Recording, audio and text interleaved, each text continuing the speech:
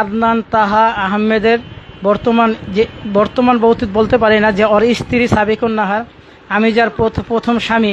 অনেকে এই কথাটা বিশ্বাস করতে চায় না, অনেকে বলছে বা কমেন্ট করছে আমি এগুলো ভুয়া বা মিথ্যে বলি। আমি তার প্রমাণ দিচ্ছি, এখন প্রমাণ নেন।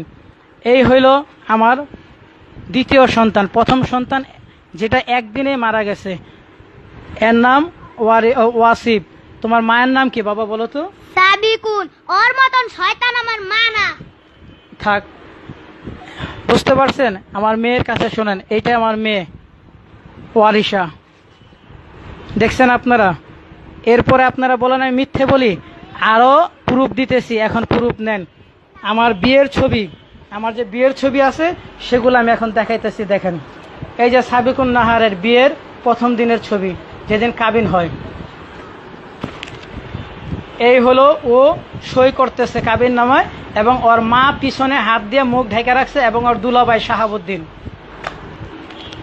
এই যে সাবিকুন নাহার লাল শাড়ি পরা, আর আমার ভাগ্নির সাথে, আমার ভাগ্নির নাম অনু, এই উপর আমার বাবার ছবি। এই যে সাবিকুনের ছবি আর আমার ছবি দেখেন। এই যে আমি আর সাবিকুন, যে এখন আদনান তাহার স্ত্রী। আদনান তাহার তার হইল তৃতীয় স্বামী। সাবিকুন নাহার তার প্রথম স্বামী আমি।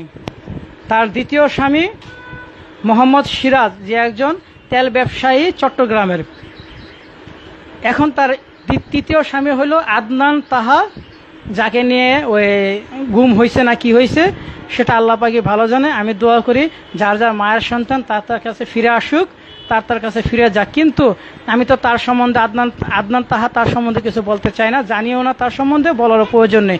আমি বলি মিডিয়া বা ফেসবুক বা ইউটিউব যেভাবে সাবিকুন নাহারকে নিয়ে বলতেছেন, তার চোখের জল দেখে আপনাদের চোখের জল পড়া যায়। যার কথা শুই না সে বিদেশ চলে যাবে তার স্বামীকে নিয়ে, আহা হা, তার কি মহব্বতের কথা আপনারা শুই না, তার কথায় আপনারা পইটা গেছেন।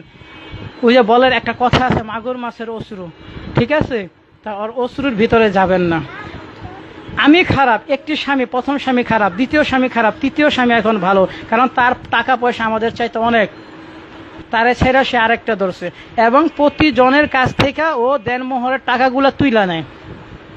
কিছুদিন আমার সাথে তো 7 বছরের সংসার, ওর 5.5 বছর বা 7 বছর সংসার। এই 7 বছরের সংসারে ও যদি আমাকে ছেড়ে, আমার সন্তানদের ছেড়ে চলে যেতে পারে, তো ও আর কার হবে?